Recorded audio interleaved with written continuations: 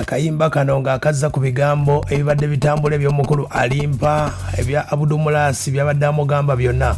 Wabaddewo emboozi ebadde etambula nti omukulu ono alimpa Ronald mu kabenje kano ayina enkima gye yali atambula nayo nti esinga okuba ate nga yamuwa amaanyi. Omubadde mugamba nti obuganza abujjawa, ebyama bitandise okuzuuka. Alimpa Ronald abaali naye abamutaasa mu kabenje bwasobodde okuba ate nga abajingiriza ennyindo kati n'ebyama kwe kubireeta. Hassan Ndugga byonna okuba ate nga byajja byava ku mboozi eno omukulu ono Alimpa Ronald yagamba nti Hassan Ndugga alina akasente baali keyasobola okuba ate nga alya we yabataasiza wano we yataasa abagwa kabenje alina akasente ke yabalyako n'ak'omu ddwaliro yakabalyako. Hassan Ndugga atandise bw'ati agamba atandikidde ku bino kituufu alina enkima oba era nakibuuziza ne mu luyimba olupya lw'enkubye baluyita abantu tebayambika. Nabuuzizza nti senga wali ofudde we bayombedde ku ezo ze baako okujjanjaba tebandyekubye embale mu mabugo. Mu luyimba mwekiri era mu luyimba mulimu ekigambo ekigamba nti bw'oba munvunaana lwa nkima gye naleka ku kkubo ogwo gwansinga alimpa. Okitegedde Hassan Ndugga bamuvunaana lwakuba nti yaleka enkima ku kkubo ate nga erimu amaanyi galimpa bo nga bagamba Wulira. Enkima yaliwo maneja wange yomu kubasooka ogiraba n'abaana tuyamba abantu. Enkima yaliwo nga tenyega ne bw'ogigoba tevaawo. Naye ate nze bwe nagenza okuwulira ebiva ku myalo gye yalinnyira amaato byonna ng'ekituufu yakola ensobi bagamba yatwala enkima ku kizinga 0 kyokka ng'ate n'abantu baamugamba tekugendako nkima. Omanyifu abatambuddeko ku bizinga ebyo tujja tuwulira bingi. Eriyo ebizinga ebitagendako bakazi, eriyo ebizinga ebitagendako ndiga, eriyo ebizinga nga tekusobola kubeerako mbizzi lunaku na lumu, eriyo ebizinga nga tikugendako bulo. Kugamba ebizinga biriko ebizinga ebyo biraba abantu beewugguusa ne balowooza nti ebyobuwangwa tebiriyo naye ebyobuwangwa gye biri. Okitegedde Alimpa yasobola okuba ate nga ayita ja ku kizinga bakiyita 0 yagendayo n'enkima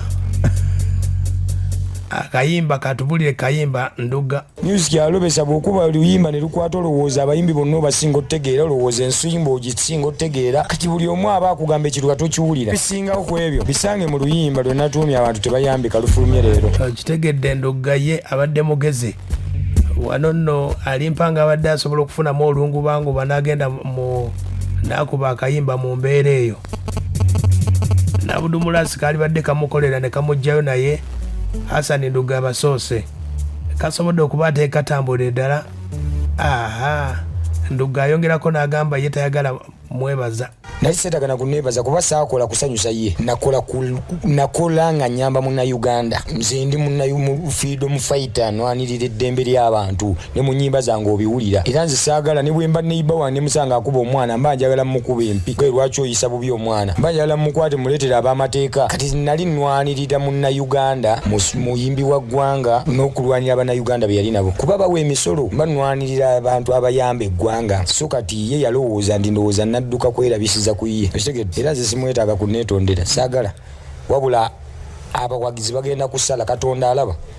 Kitegedde Alimpa yavaayo n'avuma Kasuku yasooka okuba ate nga breaking a story eno n'ategeeza nti omukulu ono alina akantu akamuwa amaanyi. Bakasuku nabo sibalinako ttabu banoonya mawulire kuddawo jjukira baali baagwa. Ani akyawulira Kasuku amugamba eki?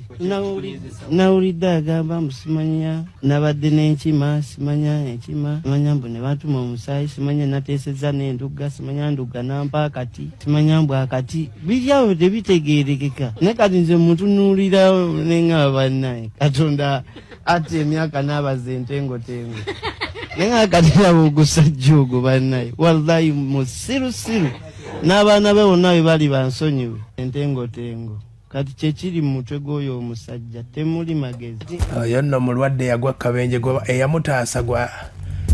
eyamutaasa wuuno atugambye enkima yaliwo.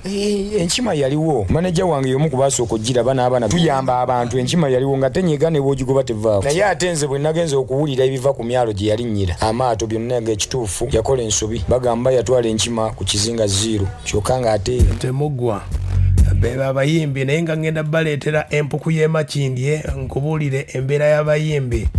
Abayimbi babafeera mu mbeera etategerekeka wadde n'akamu naye gwe girindirire emboozi eyo ejja empuku y'emakindye emboozi z'abayimbi ekyo kiri confirmed. Alimpa yalina enkima naye nga teyeddira nkima. Alimpa yali ajagaza ki mbu mwe mubadde amaanyi ge naye alimpa ekisinga okumutabula enkima ye tagiina kati yeebuuza mbu bantu agenda kudda atya.